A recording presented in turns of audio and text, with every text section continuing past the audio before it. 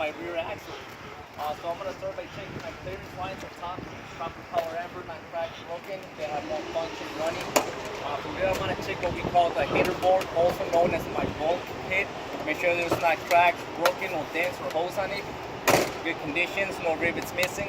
From there, I'm going to check my front emergency landing gear, properly bolted to the bulkhead in good conditions, no bolts missing. From there, I got my diamond plates properly mounted to the front of my bulkhead.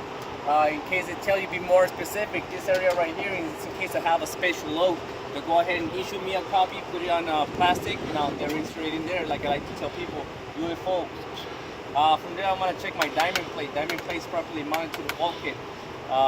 There's no placards missing. To tell you to be more specific, this is where I have all my in case I have my electrolysis, flaming gas, and all that. Now, when you guys get into a truck, make sure you always check, make sure they're all in the blind spot, because if somebody opens one like this and you're driving around, that's a big citation. We're talking about $1,000 and you can lose your CDL, especially if you don't have hazmat and you're driving around like that. So make sure you always do your pre-trip, and somebody open that up, make sure you close it down. From there, I got my information box properly mounted to the front of my bulkhead. Good conditions is where you keep all the information, such as your load and your box.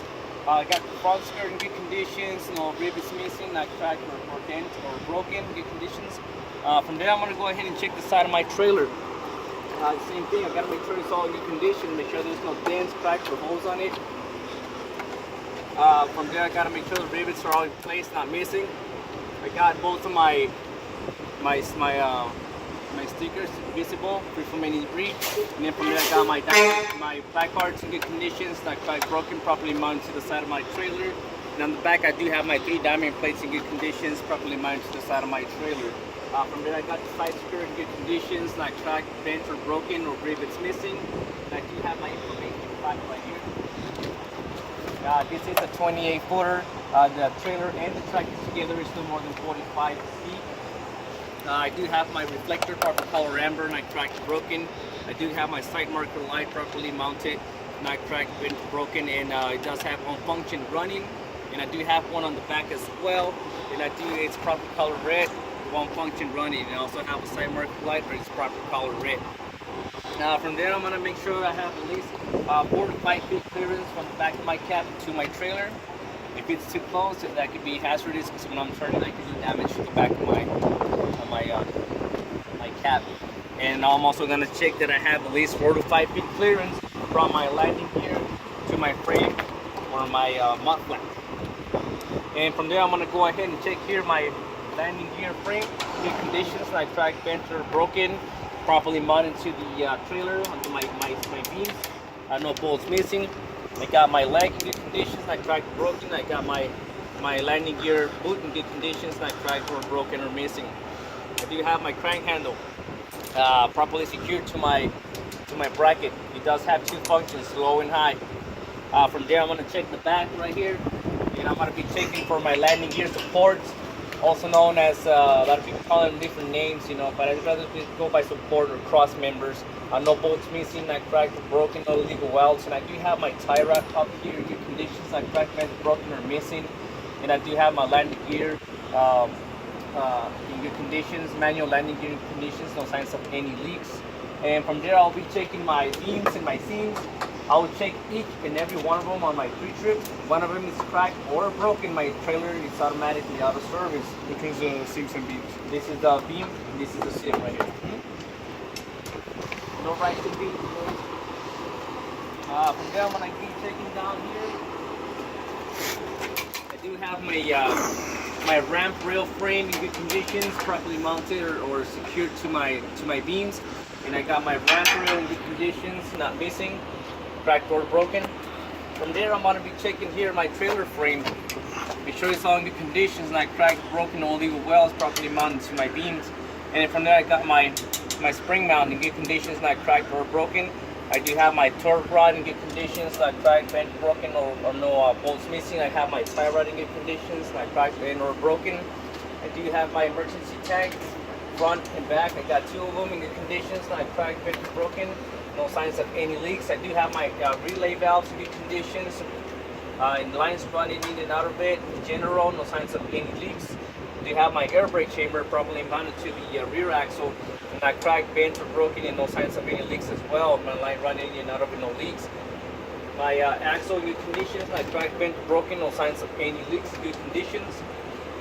And I do have the slack adjuster in my push rod. The way I check that is I shock the wheels, kiss in my pocket for safety, put on my gloves, release my valves. I pull on the slack adjuster itself, and if it has more than 1 inch of pre-plate, it needs to be readjusted or replaced by a professional unless I'm certified. Slack adjuster? So this one right here. The slack adjuster and push rod.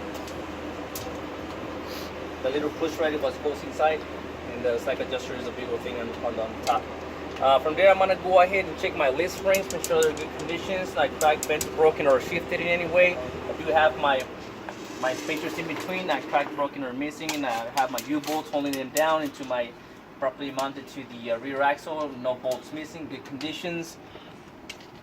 From there, I'm gonna go ahead and check my brake drums. Brake drums, also notice my rotors, no less than 1/2 material, free from any oils. And from there, I'm gonna check my brake lining, also known as my brake shoes or brake pads. No less than 1/4 material for my brake good conditions. We gotta make sure it's free from any oils, as that will create a fire or a brake failure. From there, I'm gonna go ahead and jump out here to check my tires. I'm gonna be checking the back, the top, the front of my 2 tires. These are 232 inches of thread. Recaps are allowed as long as the seam thread is not showing anywhere. No uneven wear on the top of the tires. There's no bumps, cuts, material showing on the front or on the back of the walls. And we gotta make sure that they're properly seated to the rim. Make sure there's no gaps in between. If there is, it means they need air. From there, I'm gonna be checking my rim itself on the front and on the back. Make sure there's no dents, cracks, or any illegal welds going on in there. From there, I'm gonna go ahead and check my lug. This is my butt lug nuts. I don't know if you guys can see the difference from the pilot lug nuts and lug nuts. See the difference? So this one's our butt lug nuts. All in conditions, not cracked, bent, broken, all accounted for. If they show rust or shiny thread, it's an indication they need to be retightened or replaced by a professional unless I'm certified. Axle hub seal, proper oil level, no signs of any leaks, no bolts missing, good conditions. Air valves, make sure they're not cracked, broken, or missing. In the front and on the back of my rim, make sure there's free from any leaks, and we gotta check the tire pressure with a gauge, and it should be no less than 80 psi and more than 100 psi. And we all know that by now. If we don't, we have a problem. It's less than 80 psi, we'll start internal damage, and more than 100 psi, boom, it can be a blowout. Now, if you guys notice, I just checked all these sides of the trailer, so I'm gonna say the same way I check the left side of my trailer, the same way I'll check the right side of my trailer. I will make note that on both my spring mounts, I do have a torque rod on the left side, and I do have a tension bar on my right side. Okay. Simply nothing to change it. You guys want to say in same time? Boom, you got it. Now I'm going to be checking the back of the trailer. I'm going to start by checking my 3 clearance lights. Proper color of red, not cracked, broken, 1 function running. From there, I'm going to check all my door in general, make sure it's in good conditions, no dents or holes on it. I do got my diamond plates in good conditions, not cracked or broken or missing. Properly mounted to the back of my door. I do have my diamond plates in good conditions, also properly mounted to my door. I do have my license plate properly mounted to my door, free from any debris. It's visible. I do have my student driver logo. Can anybody tell me what that is for? What that's telling people?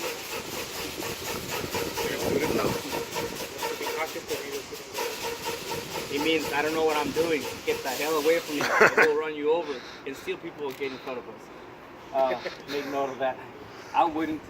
Caution, white right turn sticker in good condition. I do have my handlebars in good condition, like cracked and broken, properly mounted to the back or to my frame of my trailer. I got my DOT sticker in good condition, visible, free from any debris. Always need to remain clean. I got my door handle in good conditions, like cracked, broken, or missing. Right now it's in the lock position. And from there I got my ramp in good conditions, like cracked or broken, properly secured. I do have my pencil hook in good conditions, like cracked, bent, broken. If they ask you to be more specific, it's the purpose of it so you can hook up the second trailer with the fifth so you can hook up the second trailer. And then this one I got my shut-off valves. It's just my emergency and my service.